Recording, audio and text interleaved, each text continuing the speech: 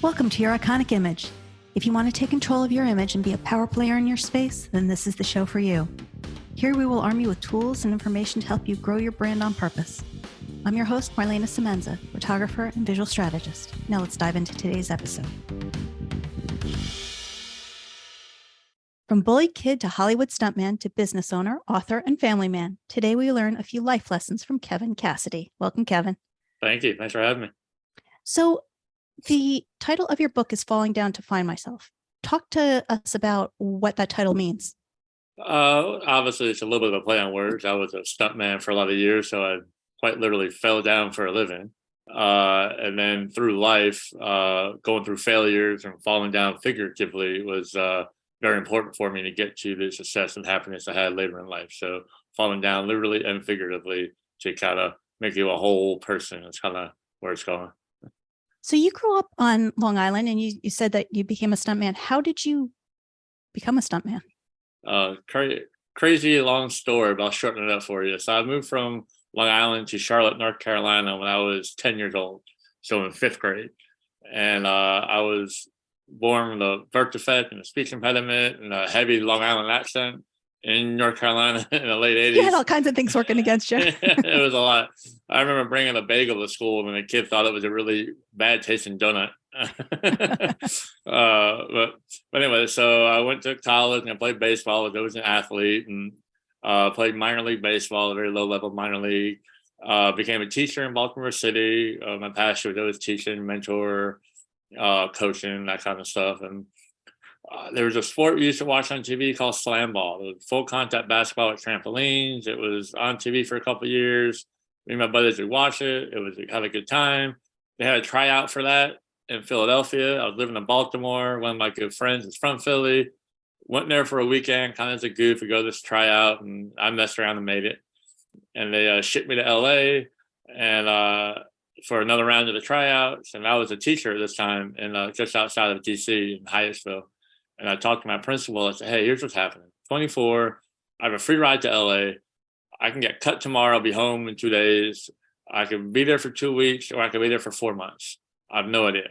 I'm not going to burn this bridge. I'm not going to do this unless if I'm losing a job. Are you kidding me? You always have a job here. Go have fun. She was awesome, very supportive. So I said, all right. Went to LA and made that sport and lived in LA for about 4 months. And the guy I met there was a stuntman. We did a lot of sports movies, football and baseball movies, and slept on his couch for a little bit and got a tryout for a movie called The Longest Yard with Adam Sandler and Burt Reynolds and all those people. Went to that tryout, made that movie, got into the union, learned the whole stunt world, and so I'll stay here as long as until this kicks me back to Baltimore to teach and ride this wave as long as I can do it. And 18 years later, I'm looking for escape from it. So I'm going to show my ignorance a little bit. Is there a school basically that you can go to that will teach you how to fall and all those kinds of things? No, you have to kind of bring that to the interview, for lack of a better word. It's all word of mouth. There's no agents, no managers, no auditions. Every now and then there'll be a big audition like that football movie. You need a bunch of football players with very specialty skill. But usually there's none of that. There's no agents, managers, auditions. It's all you submerge yourself in the community. There's a stuntman softball league, a stuntman golf tournament. There's stuntman outings, and different guys train at different gyms for different specialties, martial arts or horse riding or Red Bull skydivers or Cirque du Soleil people. And there's any branch of random athletic endeavor. They're all out there. So you get to know these people, you immerse yourself in the community and word of mouth, and you get one job, do a good job, get another job. And it takes a long time to build up the reputation where you're working steady. So you kind of have to bring enough tools to the table to make you hireable at first, which was football and baseball, all those sports things I got in.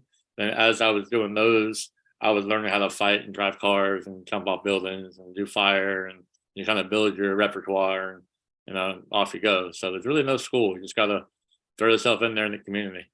Which is kind of crazy to me when you think about it, because I mean, these are some serious things if you're falling off buildings and whatnot. So does somebody else, will somebody else take you under their wing, or is it kind of competitive?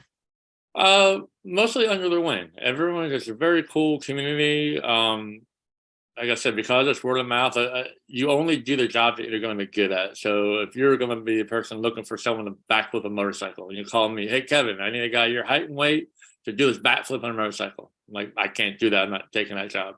I'll give you $10,000. I don't care. I can't do that because tomorrow I'm going to show up and have to do it. And if I lied or didn't do it, then I'm never working again. You kind of soil your reputation. It's very reputation based, and you take the job that you know you're pretty good at in the beginning, and then you build your reputation. So everyone's kind of like building people up. And I think back in the day, it was more competitive when I started because there weren't as many shows going on.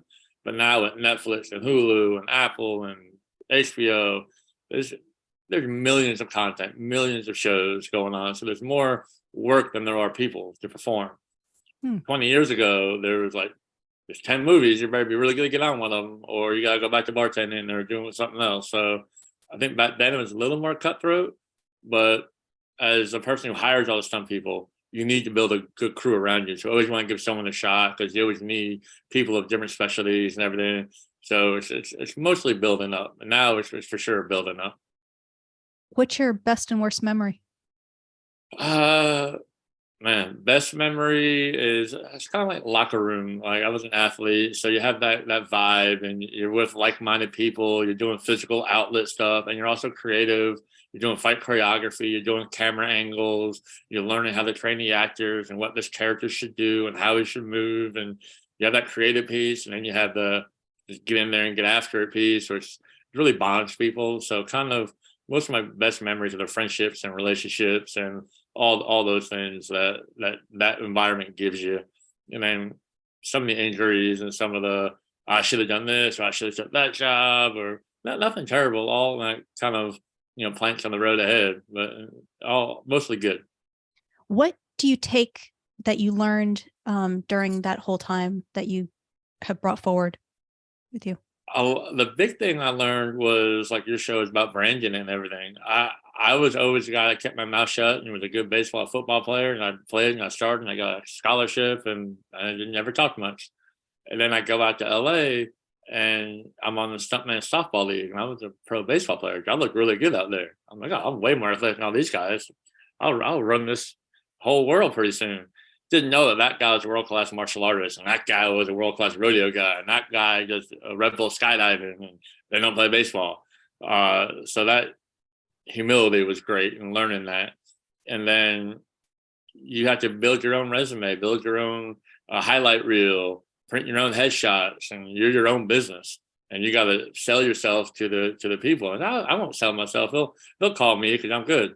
No one calls you. You have to get yourself out there, and we call it hustling sets. You just break onto a movie set, find out who the stunt coordinator is. Like, hey, I'm here. Here's my information. And you kind of sneak off without getting arrested. So there's a whole like just boots on the ground sales technique. You are the product and you are the business owner and you are the marketing director and you are all that. So that world was different for me. And I ramped slower than I would have because there were times I would get a phone call. Hey, can you do this stunt? Yeah, I can do that. No problem. Something I can very easily do, but I can do that. Sure. Okay, well, I'll call you back tomorrow. I call him back tomorrow. I found this other guy who can do it. He was really excited about it. He really sold himself more. I'm like, that guy's terrible. I know that guy. I mean, he's a nice guy, but he's not as good as I am. But he got the job. Like, I got to get better at that phone call. And I can never be fake. I did it the slow and steady way, which is more true to who I am. But I could have branded myself better, got out a little more earlier. But at the end of the day, I was very successful. So I take that with me to this now career of getting out there, building the brand and all that. Yeah. How do you prepare both physically and mentally for stunt work? Physically is, like I say, you have to put a lot of tools in your toolbox. So I learned how to fight, learn how to drive, learn how to fall and all that. And you only take the jobs you know you're going to be successful at first. And then other times you're like, well, you're the best guy for the job. You got to give this a shot. And you and your boss work about it. And like, I'll try, we'll practice or whatever. So physically, you just put as many physical tools in the toolbox as you can. Be a good fight guy, be a good car guy, be a good whatever. And, stay in shape. And you have to do the stunt. If you fall down the stairs, you got to do that 5-6 times in a row. You need different camera angles. If you do it one time and break your arm, you're no longer employable. And if you're not working, you're not getting paid. So you be able to do that, look gnarly, but be safe at it. So practicing falling and and crashing out, building those calluses all over your body and your bones, so you can kind of do it and do it again. So physically, it's pretty easier to kind of do all that. It's very tangible. Mentally, not getting the job, not working for months at a time, finding other people who are getting a job that you think you should have got, not getting down on yourself, finding out who to train, how to do all that, showing up on set. Okay, you're going to do this really big stunt, fall out of the window. It's going to be awesome. And you get there all pumped to do it, to prove yourself.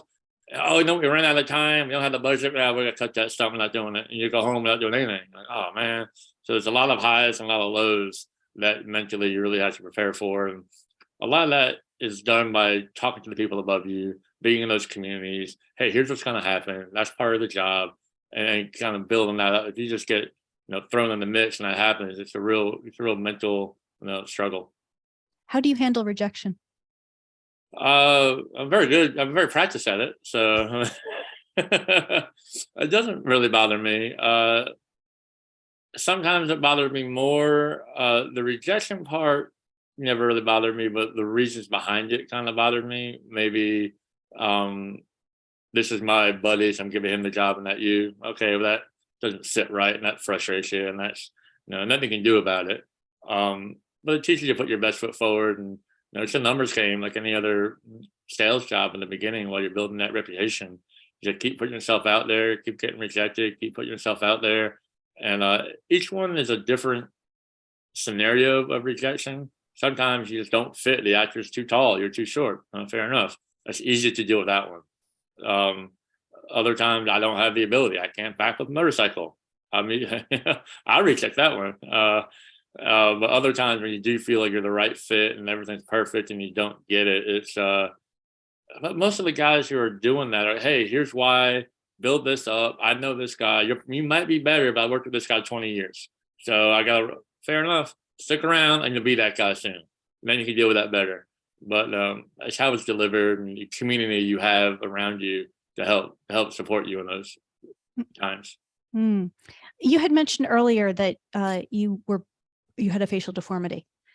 So how did that affect your life and your mental fortitude? I think it built it. I speak about, well, it was a very severe cleft palate. So when I was born, there was a bubble from bottom of my nose all the way back to my mouth. I had no roof in my mouth, no nose, no teeth, no bone up there. So I had a lot of surgeries to put different things in my mouth. And then in 7th grade, they took bone from my hip and created the roof of my mouth and this bone here. Before that, I was completely flat with no nostrils. And then learn how to talk over and over again. I was very nasally, and then I had different contraption in my mouth, and a different contraption, and another surgery, and that's like during middle school, which is a kind of tough route to go. I didn't go a very great middle school, so it was kind of rough, and so. But I always still had good friends, had good family support. I never internalized it, which I don't know if that's nature nurture. It never really became like who I was, or just something that I had to fight through. And it was never 100% of my day. Like now with social media and everything, if I was getting bullied now, it would never go away. I would see it on my phone. Man, that would be really hard. But back then, 10, 20 little comments a day, maybe a fight, get picked on. And then most of the time you're still playing with your friends and everything's fine. You go home and it's gone, and the next day it starts over sometimes. There'll be days in a row where nothing happened. Days in a row, a lot of things happen. But there weren't full days of things happening. So it's easy to kind of take it and leave it and progress through it. The fact that it was literally on my face, I couldn't hide from it. If you had problems at home or a learning disability or something like that, you can kind of shy away from and fake like it's not there. That would really be harder, I think, because it was here. I can't see what I look like, so I forget. I didn't really hear the really bad speech impediment. I didn't hear myself as other people heard me. So I kept talking, kept making jokes. Oh yeah, I forgot. Making fun of me again.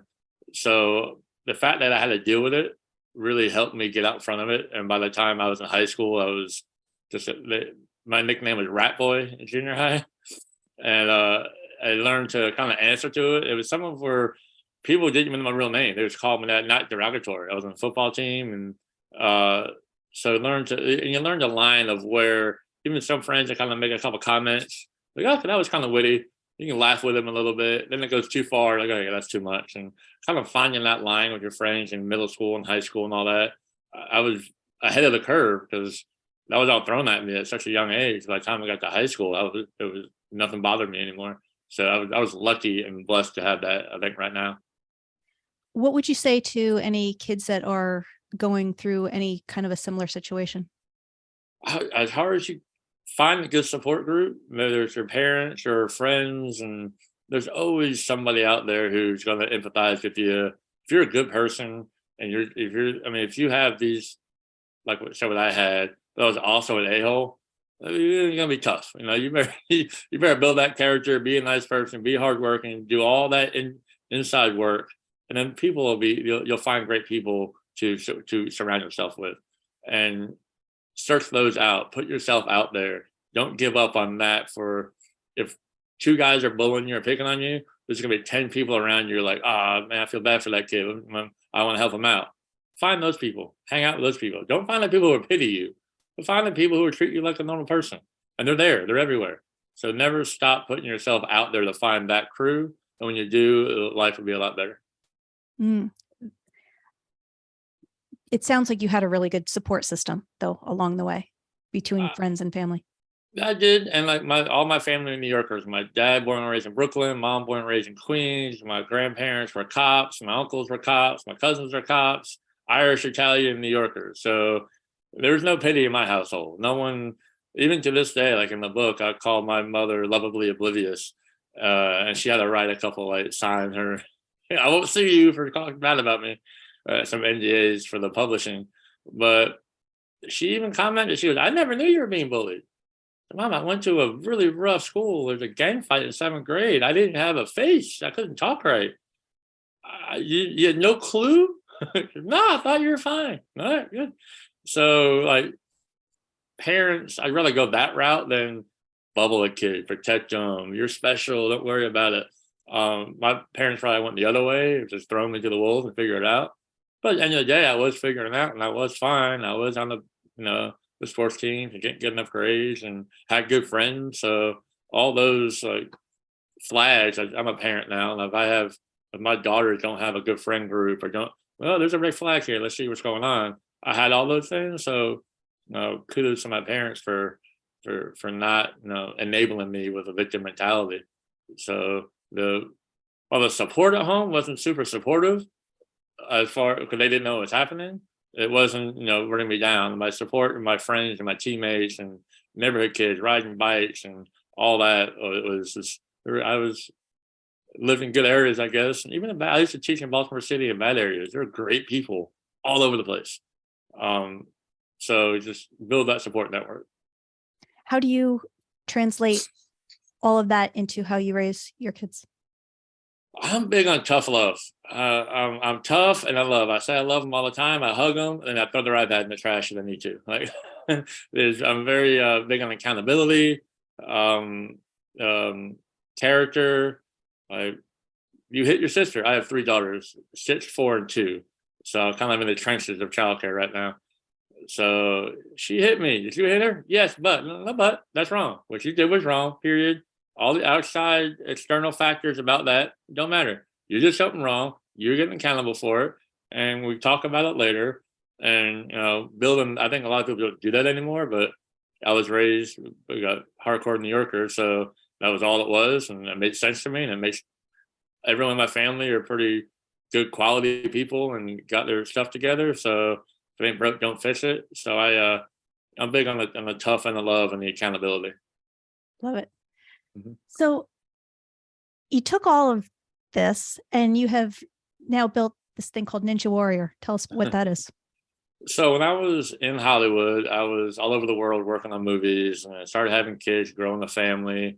Not really sustainable for family life. I was in Europe and London and Prague doing Spider-Man Far From Home. I came home one weekend for my daughter's birthday, flew right back on Sunday night.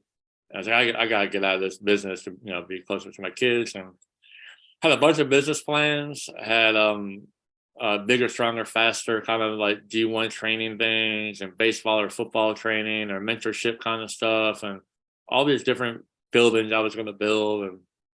And in my stunt world, I got to know a bunch of parkour athletes, ninja warriors, like I said, Red Bull skydivers, and Cirque du Soleil people, and rodeo people, and martial artists, and all these different motocross people.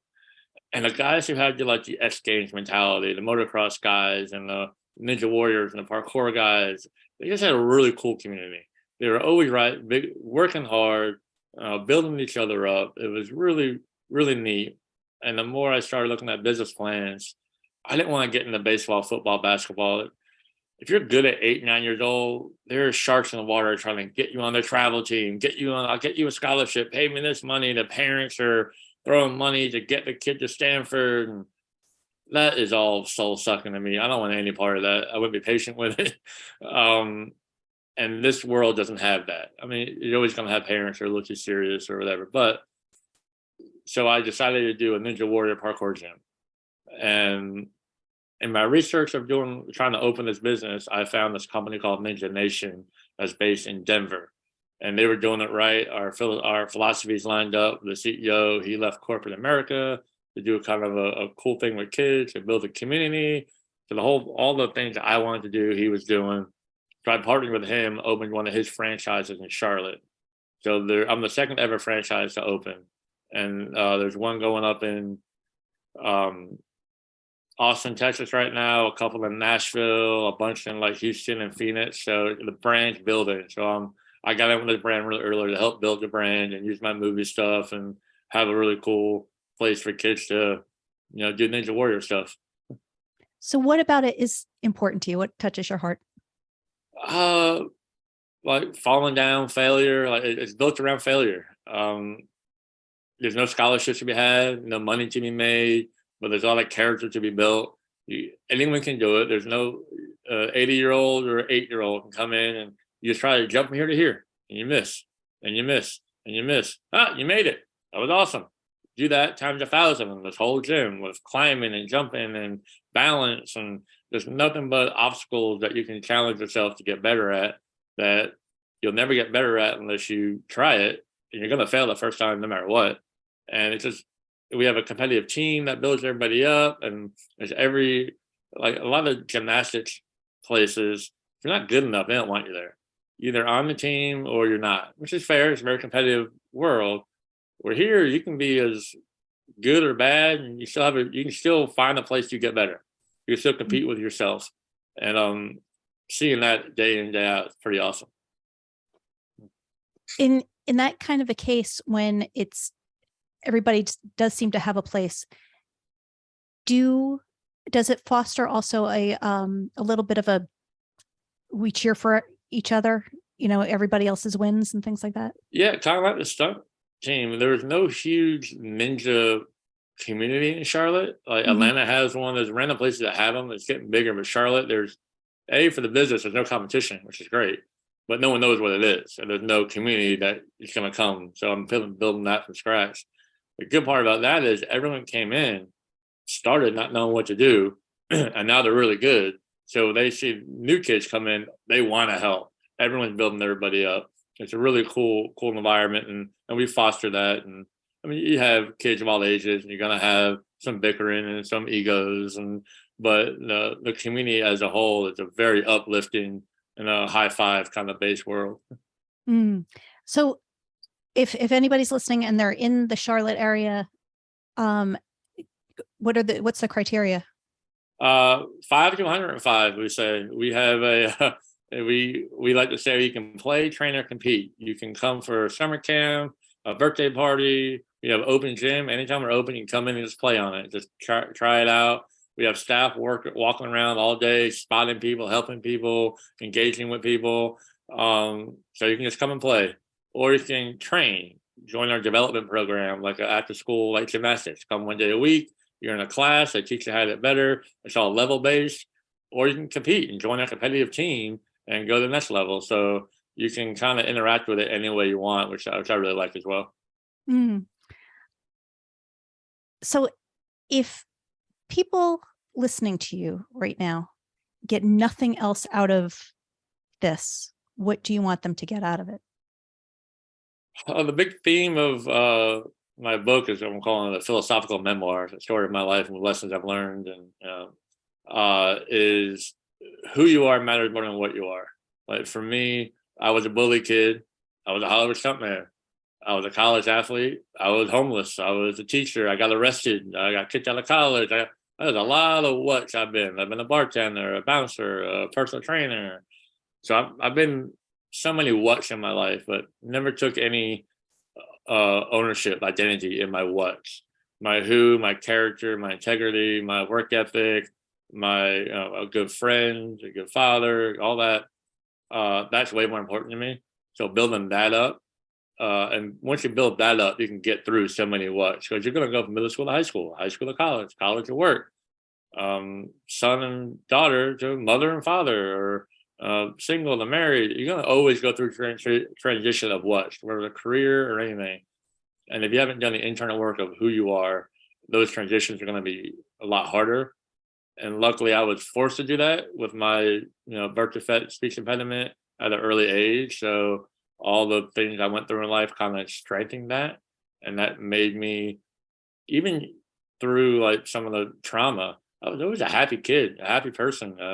That's the key. Everyone want to be happy. Some people need $1 million to be happy. Some people need a couple horses and live in 100 acres. Whatever makes you happy, that's the goal. Find that happiness, and it's a lot easier once you've done the internal work of building that character first over external things, to find that happiness. So that's kind of what I want the world to take away from my story. What would be your one tip or piece of advice to do that internal work so you can strengthen your who and be less dependent on your what? I think the big block a lot of people have is their ego. Humility is a very valuable tool to have, and honestly, the world right now is pretty easy. It's easy to have an ego. It's easy to be protected from failure, to not put yourself out there, to have a decent house, decent job, your iPhone and your car, and life's easy. It's safe. It's fine. But if you don't put yourself out there in a position to fail, you're never going to really learn who you are. So just like putting yourself out there as a kid or adolescent to find that good friend group, put yourself out there, do something hard. Even if it's run a mile if you can't run, or write a book if you can't write, or learn calculus, or anything that might be hard. Do it. Start slow and put yourself out there, do hard things. The harder things you do, the more time you do hard things, the more that will chip away at your ego. And then once your ego is down to a manageable level, then you can build that humility up, and then you can actually see the world in a different light and look, oh man, maybe I was kind of blinded, and I was putting external things more important than internal things. But you can't do that until your ego is chipped away at. And the best way to do that is to do hard things. I love that. It's almost like go for failure. Yeah. Let yourself fail. Yeah. And it's also interesting to me too, because I'm a big believer in humility, and unfortunately, humility gets a really bad rap along the way, because people think that it's thinking less of yourself, and it's not. It's just that it means that you are teachable and you are moldable, and you think of others also. Yeah, I put in the book a term that I use a lot. It's called humble confidence. Be humble and be confident. Confidence without humility is just ego. Keep that confidence, but pair it with humility, and we're good. Like, find that balance. But you can be very humble and super confident. I was very humble in my Hollywood days, but I knew I could do the stunt. I'm gonna be humble about it. But I'm gonna do a great job at the same time. You can be confident and humble at the same time. Finding that balance is key. Love it. And with that, I just have 4 final questions for you. First one is, what's the best piece of advice you were ever given? I don't know, advice or gift I was given was the freedom to fail. Like, no one protected me for failure. So learning on your own, not having someone do the work for you. So it's not maybe tangible advice, but my parents' kind of hands-off approach. She seems fine. Let me figure it out. Kind of that freedom to fail and to grow was its own advice, I guess. Share this one thing on your bucket list. Oh man, easy things like events or sports I want to go to, but that's real. The thing on my bucket list is I want to be around for my daughter's weddings. So if I can check that off my bucket list, if I could, live long enough to be at my daughter's weddings and meet their husbands and know that they're taken care of, that's the number one goal right now. So that's kind of my bucket list, is to be there for them to get on that day. Spoken like a loving dad.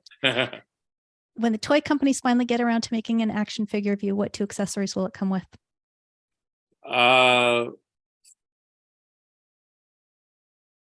Probably a heart and a whip for the tough and the love. Love it. And last one, Kevin, how do people find you? And also to tell us a little bit about your book. How do they get your book?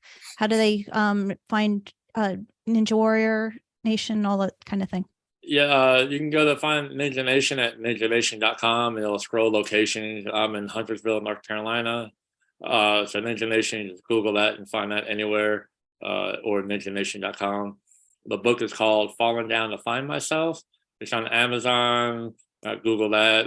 Anywhere books are sold, Barnes and Nobles, and then I have a website, kevincass.com, kevincass.com.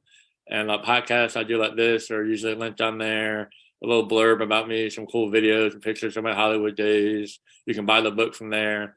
I do speaking engagements at schools and presentations and mentorship programs and all that. So all that content is on my website. So those are probably the best ways to find me. My website or Ninja Nation is ninjanation.com. Love it. Thank you so very much for being here. Thank you very much. Thank you for joining us. Once again, I'm Marlana Semenza, photographer and visual strategist. Please comment, like, or share this episode, and don't forget to subscribe so you don't miss a thing. For more information on how I can help you create your iconic image, visit marlanasemenza.com.